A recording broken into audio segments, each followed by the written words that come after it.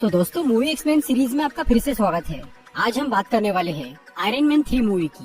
MCU की 7th movie में iron man की कहानी एक नए मोड़ पर पहुंचती है, जहां वो डिप्रेशन की हालत में भी अपने दुश्मनों का सामना करता है। ये मूवी बहुत इंटरेस्टिंग है और काफी कंफ्यूजिंग भी, इसीलिए आज मैं आयरन मैन 3 मूवी की पूरी स्टोरी शॉर्ट में एक्सप्लेन करूंगा। तो आइए देखते हैं।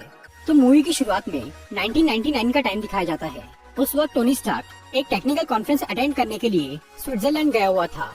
वहाँ उसकी मुलाकात होती है माया हेंसन नाम की एक साइंटिस्ट से।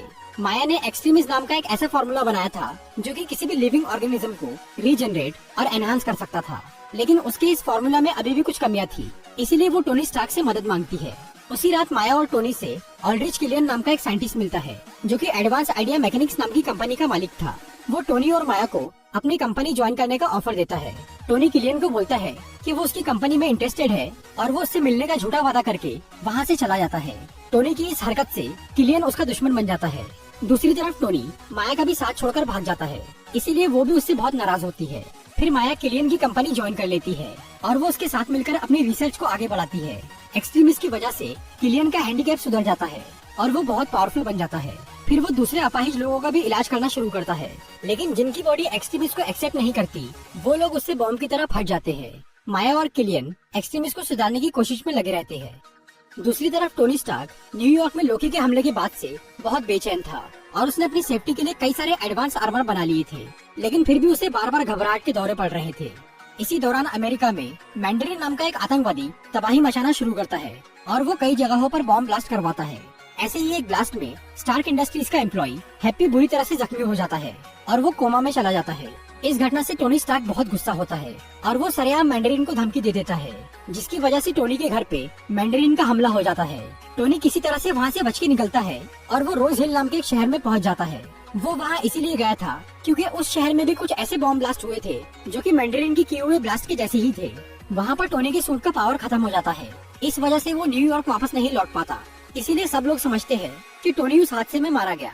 फिर टोनी वहाँ पर हार्ले कीनर नाम के एक बच्चे की हेल्प लेता है और वो उसके घर में अपना आर्मर चार्ज करता है। उस शहर में थोड़ी इन्वेस्टिगेशन करने पर टोनी को पता लगता है कि मैंडरिन की बॉम्ब ब्लास्ट में ऑल्ड्रिच किलियन का भी हाथ है।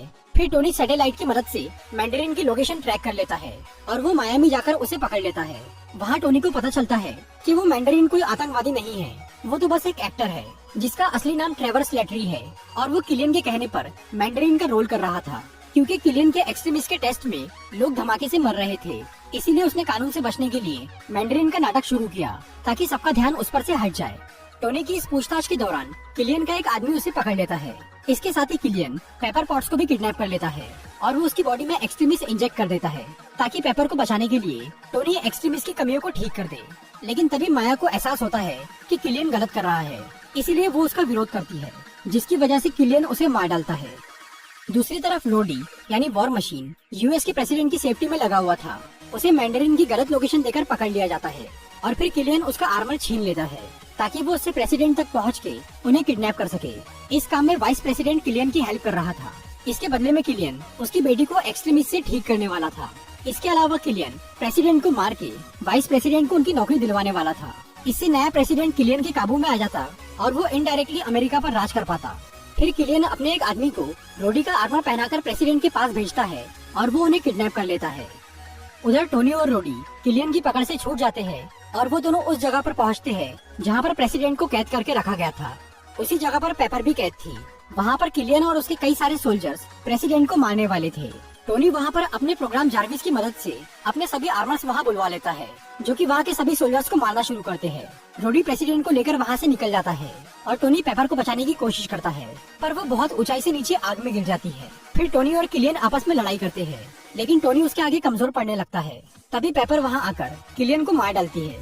पेपर की बॉडी में एक्सट्रीमिस्ट की पावर थी, इसीलिए वो जिंदा बच गई और किलियन को मार पाई।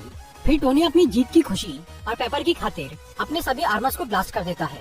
इसके बाद वाइस प्रेसिडेंट और मैंडरिन की एक्टिंग करने वाले ट्रेवर स्लेटरी को अरेस्ट कर लिया जाता है और टोनी कुछ एक्सपेरिमेंट्स करने के बाद पेपर की बॉडी से एक्सट्रीमिस्ट निकालने में कामयाब हो जाता है। फिर वो एक्सट्रीमिस्ट को अपनी बॉडी में डालता है ताकि वो ऑपरेशन के जरिए अपने सीने से बॉम्ब के टुकड़े निकाल पाए। उस ऑपरेशन के बाद टोनी को अपनी चेस्ट में आर्क रिएक्टर लगाने की जरूरत नहीं पड़ती, लेकिन वो उसके बिना भी अपना आर्मर यूज कर सकता था। तो दोस्तों ये थी आयरन मैन 3 मूवी की एक्सप्लेनेशन वीडियो। अगर आपको ये वीडियो अच्छी लगी हो तो इसे लाइक और